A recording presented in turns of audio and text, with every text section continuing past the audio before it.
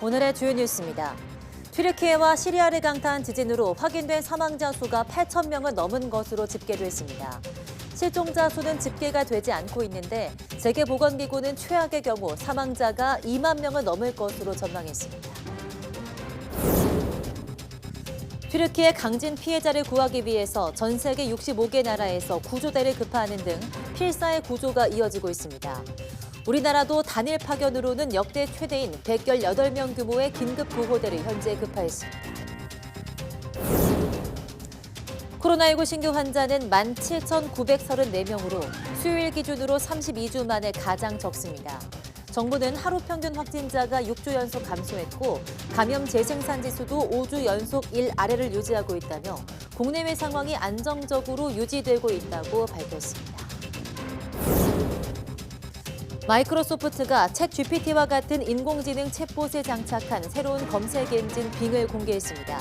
이번 마이크로소프트의 발표는 구글이 새로운 대화형 인공지능 서비스 바드 공개를 발표한 지 하루 만에 나왔습니다. 현재 전국의 초미세먼지 농도가 짙은 상태이지만 다행히 오후부터는 대기 확산이 원활해지면서 미세먼지가 대부분 해소되겠습니다. 오늘은 찬 공기 유입으로 어제보다 쌀쌀해지고 모레 전국에 비나 눈이 내릴 전망입니다.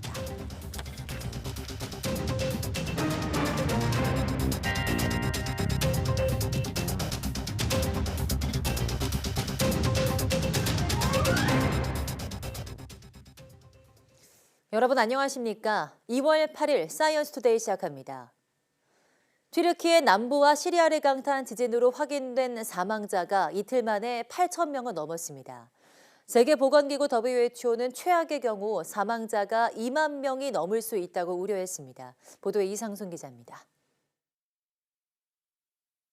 터키 남부의 항구 도시 이스켄데룬에 있는 주립병원이 완전히 폐허가 됐습니다. 지진으로 건물이 붕괴하면서 안에 있던 환자들은 그대로 파묻혔습니다. Burada yaklaşık hastalarla birlikte 15 kişi olduğunu doktorumuz söyledi. Şu an içerideler. Yalnız altına girilemiyor. Sadece şu dolap tutuyor 3. katı. 지진이 직접 강타한 튀르키예는 피해 규모가 예측할 수 없을 정도로 불어나고 있습니다. 튀르키예 동남부와 국경을 맞댄 시리아 서북부에서도 희생자가 속출하고 있습니다. 특히 정부 통제 지역에 비해 접근이 어려운 반군 통제 지역은 피해가 더 큰 것으로 알려졌습니다. 이에 따라 이번 강진으로 인한 튀르키예와 시리아의 사망자는 역대급 규모로 커지고 있습니다. 하지만 피해 규모는 계속 늘어날 것으로 보입니다. 이 지역을 덮친 강추위 등 악조건이 생존자들의 골든타임을 단축할 것으로 우려되고 있기 때문입니다. Many families now face having lost everything, forced to sleep outside in the middle of winter. It's now a race against time. 세계보건기구 WHO는 이에 따라 사망자를 최대 2만 명까지 보고 있습니다. 이런 가운데 튀르키예의 에르도안 대통령은 지진이 강타한 10개 주에 3개월간 비상사태를 선포했습니다. Afet bölgesine yakın yerlerden başlayarak kış sezonu sebebiyle zaten faaliyetlerine ara vermiş olan otellerin afetzedelerin hizmetlerine sunulması için gereken planlamalar yapılıyor. 튀르키예는 앞서 일주일간 애도 기간을 선포하고 오는 13일까지 전국에 휴교령을 내렸습니다. YTN 이상순입니다. 튀르키예와 시리아의 강진 피해 지역은 구호의 손길을 애타게 기다리고 있습니다. 하지만 전기와 도로 등 사회 기반 시설 피해가 심각하고 피해 지역이 광범위해서 역부족인 상황이 이어지고 있습니다. 보도에 김승재 기자입니다. 튀르키예 지진 피해 현장에 도착한 독일 구조대가 60대 여성 생존자를 구조하고 있습니다. Die Frau lag sehr tief im Trümmerberg drin. Die Trümmer waren extrem instabil, aber wirklich brandgefährlich. Da war die Frau von einem Kühlschrank blockiert. Und der Kühlschrank war gefüllt mit Lebensmitteln, mit Flaschen und dann Witz. 하지만 이렇게 구조대가 도착한 곳은 피해 지역의 일부입니다. 상당수 지역은 주민들이 직접 건물 잔해를 걷어내며 가족 등 생존자를 찾고 있습니다. 뭐라도 도움을 받을 수 있을까 시내를 나가봐도 소용이 없습니다. Adeta bir hayalet şehir gibi olmuş. En az 50 yıl geriye gittik. Hayatımız mahvoldu, çocuklarımız mahvoldu, hayatımız gitti. çocuklarımızı, anamızı, babamızı kaybettik. 튀르키예 당국은 구조 작업과 별도로 생존자들에게 우선 비상용 텐트를 제공하고 있습니다. 말 그대로 임시 거처입니다. Çadırlarda kalıyoruz. Nereye kadar, kaç gün kalacağız bilemiyoruz. Artçılar devam ediyor. Hemen hemen bunun da ne kadar süreceğini bilemiyoruz. Şu anda çok bir perişanız böyle. Bir şey diyecek söz bulamıyoruz bu kadar. 하지만 시간은 생존자들의 편이 아닙니다. 진앙인 튀르키예 가지안테프의 기온은 이날 영하 6도까지 떨어졌습니다. Continued aftershocks, severe winter conditions, damage to roads, power supplies, communications and other infrastructure continue to hamper access and other search and rescue efforts. 전문가들은 24시간이 생존자를 발견할 골든타임으로 이 시간이 지나면 저체온증으로 사망자가 속출할 것으로 우려하고 있습니다. YTN 김승재입니다. 튀르키예 강진으로 인한 사망자가 기하급수적으로 늘어나며 필사의 구조 작업이 이어지고 있습니다. 전 세계 65개 나라가 구조대를 급파하는 등 도움의 손길도 빨라지고 있습니다. 개훈이 기자입니다. 무너진 건물 잔해에 깔려있다 발견된 50대 여성이 들것에 실려 나옵니다. 아들은 동생에 이어 구조된 어머니의 생환이 그저 감사할 따름입니다. Bundan 2 saat önce kardeşimi çıkardık. 6 saatlik bir çalışma sonrası. Annemi de 2 saat bir çalışma sonrası kurtardık inşallah. İkisi de sağlam. 구조대원들은 영하 6도의 강추위 속에서 때로는 맨손으로 건물 잔해를 파헤쳤습니다. 시리아 반군이 장악한 지역의 구조 활동은 더 열악하고 끔찍했습니다. 지진으로 전기가 끊기고 도로가 파손돼 구조 활동이 속도를 내지 못하는 상황입니다. 시리아 민간 구조대 하얀 헬멧은 지진 발생 후 처음 72시간이 가장 중요하지만 현장 상황은 너무 가혹하다고 말했습니다. إنسان حتى 30 ساعة الماضية. طبعا هذه الأرقام كما قلت هي في طور الزيادة وهي للأسف تحدث كل ساعة أو كل ساعتين يكون هناك تحديث جديد على هذه الأرقام. 골든타임의 중요성은 커지고 있는데 병원마저 폭격 맞은 듯 부서지며 인명피해는 갈수록 늘어나고 있습니다. Burada yaklaşık hastalarla birlikte 15 kişi olduğunu doktorumuz söyledi. Şu an içerideler. Yalnız altına girilemiyor. Sadece şu dolap tutuyor 3. katı. 지진 피해 상황이 심각해지자 자원봉사자들의 움직임도 빨라졌습니다. 학교에 도착한 자원봉사자들은 기부금과 각종 생필품을 분류하고 실어 날랐습니다. 국제사회도 앞다퉈 지원 의사를 밝히며 전 세계 65개국이 도움의 손길을 내밀었습니다. 북대서양 조약기구 나토도 긴급 대응 인력을 급파하고 30개국 동맹국의 모든 국기를 조기로 내걸며 고통을 함께했습니다. YTN 개훈입니다. 강진 피해가 발생한 튀르키예를 돕기 위해서 우리 해외 긴급 구호대도 어젯밤 출국했습니다. 구호대는 모두 118명, 한 번에 파견되는 인원으로는 역대 최대 규모인데요. 정부는 튀르키예에 $500만 긴급 지원하기로 했습니다. 김경수 기자입니다. 대한민국 국제구조대! 구조와 구호 임무를 맡게 될 대한민국 해외 긴급 구호대가 어젯밤 튀르키예로 출국했습니다. 떠나기 전 출정식을 연 구호대는 무거운 책임감을 느낀다며 신속한 구조 활동을 위해 최선을 다하겠다고 다짐했습니다. 많은 사람들이 잔해에 묻혀 구조를 기다리고 있는 가운데 현지 기온이 영하를 기록하고 있습니다. 신속한 구조가 이루어지지 않을 경우 동사가 걱정되는 상황입니다. 배웅을 나온 주한 튀르키예 대사도 한국은 형제의 나라라며 거듭 감사를 표했습니다. Kültürümüzde bir söz vardır. Bir insanı yaşat ki bütün insanlık yaşasın deriz. Sizin de kurtaracağınız bir insan bizim için gerçekten çok değerlidir. 이번에 파견되는 긴급 구호대는 외교부와 119 구조대, 한국국제협력단 60여 명, 그리고 육군 특수전사령부 군인 50명 등 모두 118명입니다. 2013년 필리핀 태풍 피해 당시 1에서 4진에 걸쳐 총 127명을 파견한 사례가 있지만 단일 파견으론 역대 최대 규모입니다. 의약품 등 긴급 구호 물품도 군 수송기를 통해 함께 전달할 예정입니다. 우리 정부는 튀르키예 정부로부터 구조대 파견 공식 요청을 받고 민관 합동 해외 긴급 구호 협의회를 열어 이같이 결정했습니다. 여타 국가의 긴급 구호대와 유엔 측과의 협의를 통해 활동 지역과 임무를 결정하고 튀르키예 정부 및 국제사회와 긴밀하게 협력할 예정입니다. 외교부는 신속한 구호를 위해 조현동 1차관을 본부장으로 하는 튀르키예 해외 긴급 구호본부도 설치했습니다. 또 우선 500만 달러, 우리 돈 약 63억 원을 긴급 지원하고 피해 상황을 보면서 추가 지원도 검토할 예정입니다. 튀르키예는 한국전 참전국이자 우리의 전략적 동반자 관계인 중요한 국가입니다. 우리 정부의 구호대 파견은 근본 500만 불 지원과 더불어서 튀르키예가 지진 피해에서 조속히 회복하는 데 도움을 줄 것입니다.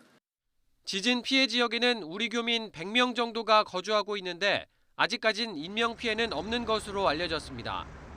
외교부는 지진 피해가 큰 튀르키예 동남부 6개 주에 특별 여행주의보를 내리고 이 지역을 방문 예정인 국민에게 계획을 취소하거나 연기해달라고 당부했습니다.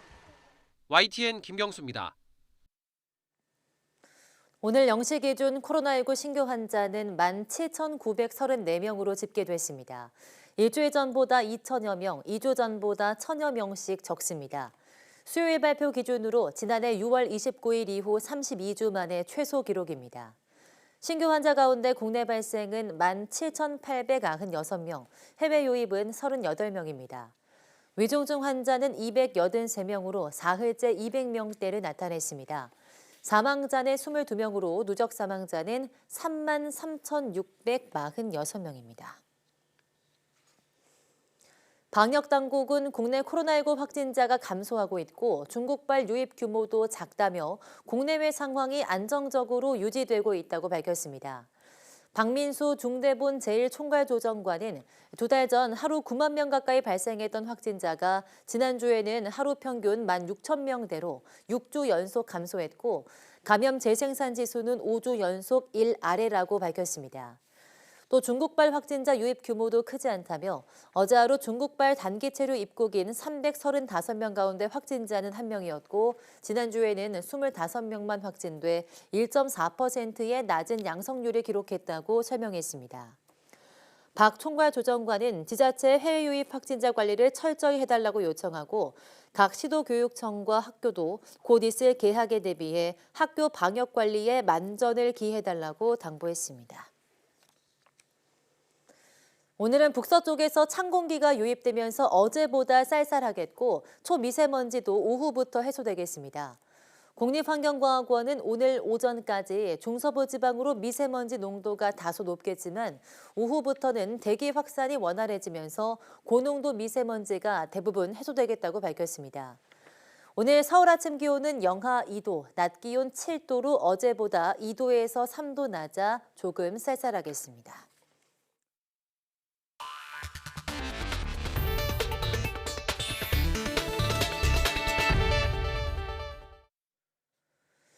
미국 소프트웨어 업체 마이크로소프트가 자사의 검색 엔진 빙에 인공지능 챗봇을 장착합니다.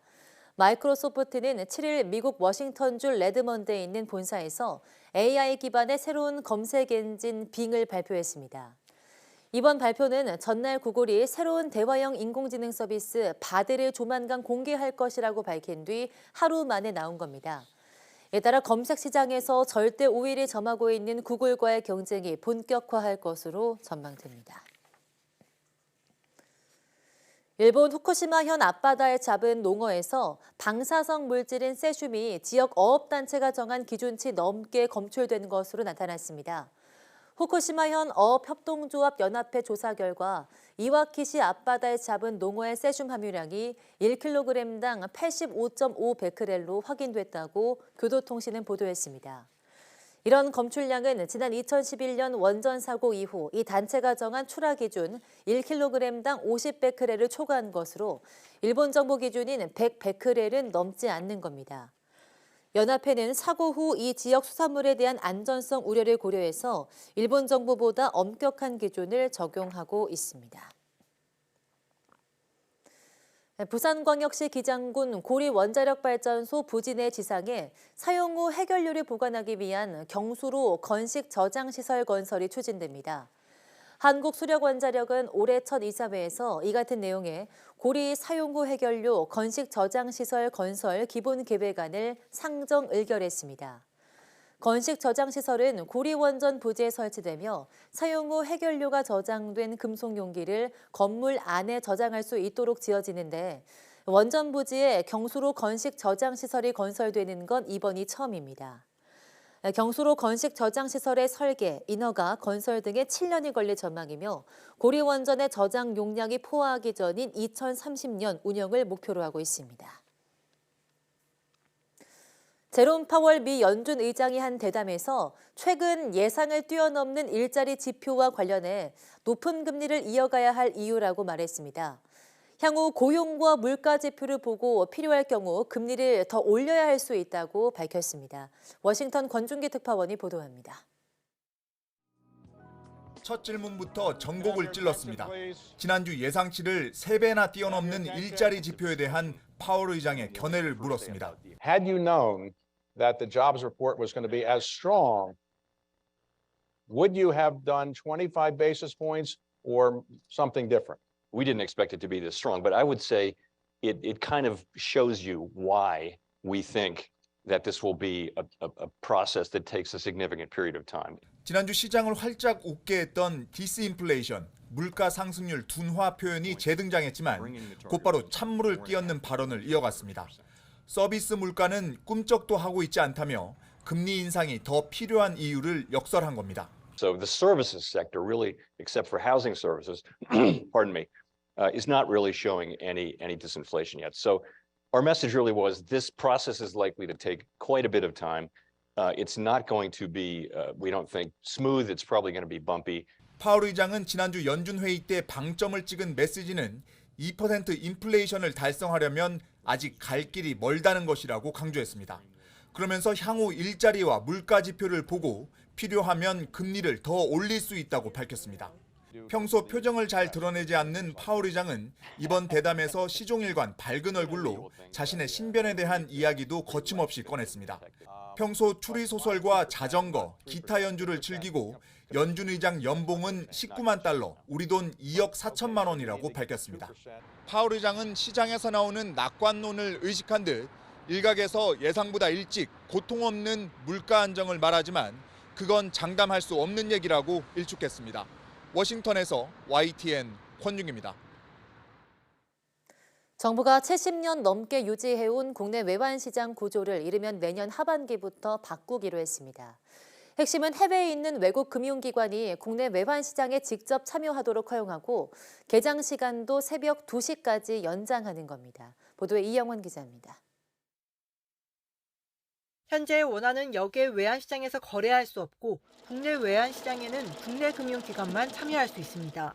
JP모건이나 시티뱅크, 골드만삭스 등 해외 소재 외국 금융기관은 국내 외환시장에 직접 참여할 수 없는 겁니다. 반면 달러나 유로, 엔 등 선진 통화는 역외에서 24시간 자유롭게 거래되며 금융기관의 국적, 법적 지위와 상관없이 시장 참여가 가능합니다. 이처럼 폐쇄적이고 제한적인 구조가 국내 외환시장의 성장을 가로막아 왔다는 게 정부 판단입니다. 급증한 무역 규모나 자본시장 규모와 비교하면 국내 외환시장은 글로벌 금융위기 당시 수준에 머물러 있습니다. 이에 정부는 1948년 이후 70년 넘게 유지되어 온 국내 외환시장 구조를 이르면 내년 하반기부터 바꾸기로 했습니다. 대외 안정성을 함께 고려해서 당국과 시장의 규율에서 벗어나는 역외 외환시장에서의 원화 거래 허용을 하는 대신 국내 외환시장을 개방적이고 경쟁적인 시장 구조로 전환해 나가고자 합니다. 먼저 정부 인가를 받은 해외 금융기관이 국내 외환시장에 직접 참여할 수 있게 됩니다. 현물화 거래와 함께 단기 외환 거래인 FX 스왑 거래도 가능해집니다. 해외 거래가 불편하지 않도록 국내 외환시장 개장 시간도 대폭 연장됩니다. 외환시장의 마감 시간을 런던 금융시장이 끝나는 새벽 2시까지로 연장해 10시간 30분 더 늘리기로 한 겁니다. 정부는 앞으로 은행권 준비 상황 등을 보고 외환시장을 단계적으로 24시간까지 확대한다는 방침입니다. 이럴 경우 국내 외환시장이 선진 금융기법과 막대한 자금력을 갖춘 외국 금융기관들의 놀이터로 전락하지 않도록 대비가 필요하다는 지적도 나옵니다. YTN 이영훈입니다. 지난해 사회적 거리두기 해제와 맞물려서 연간 카드 승인액이 처음으로 1,000조 원을 넘어섰습니다. 이른바 충성 고객을 잡기 위한 프리미엄 카드 출시 경쟁에도 불이 붙고 있는데요. 자금난을 이유로 정작 일반 고객들이 받는 혜택은 점차 줄어들고 있습니다. 강희경 기자입니다. 김포공항 국내선이 발 디딜 틈 없이 북적입니다. 실내 마스크 착용 의무까지 해제되면서 여행 떠나는 발걸음은 한결 더 가볍습니다. 대학생도 됐고 시간도 많아지고 코로나도 풀리고 하니까 이제 제주도로 갈 수 있게 됐어요.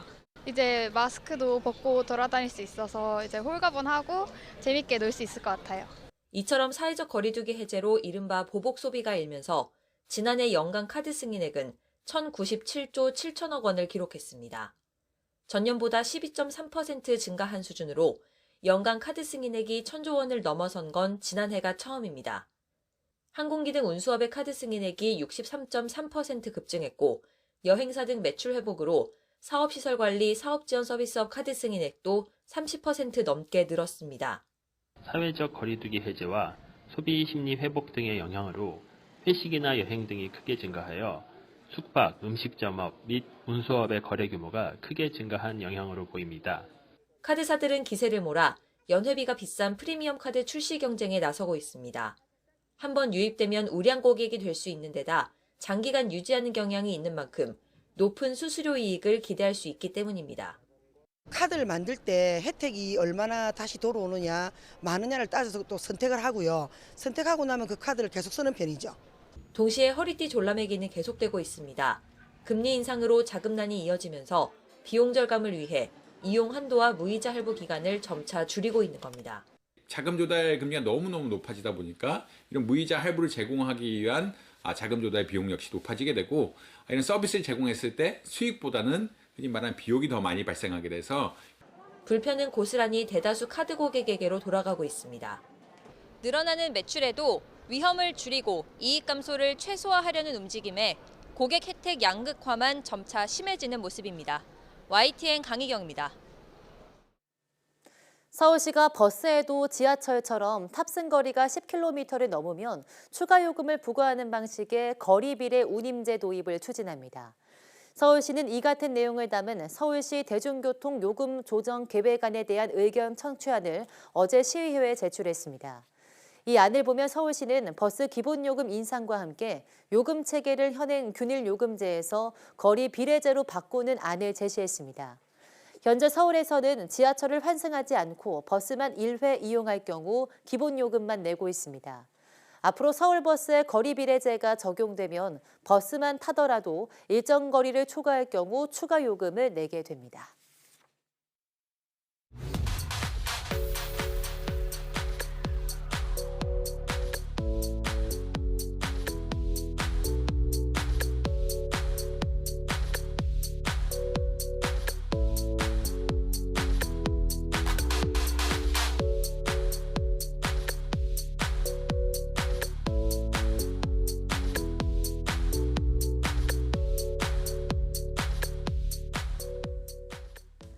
삼 년 넘게 지속되고 있는 코로나19 시대에서 매 순간 전환점을 가져온 건 바로 백신이었습니다. 이처럼 백신은 좁게는 바이러스에 대항하지만 넓게는 인류를 위기에서 구해내기도 하는데요. 오늘 오후 사이언스 투데이 바이오 위클리에서는 미래 또 다른 위기에 맞설 더 진보된 백신 기술에 대해 이야기 나눠보겠습니다. 많은 시청 바랍니다. 함께해 주신 여러분 고맙습니다.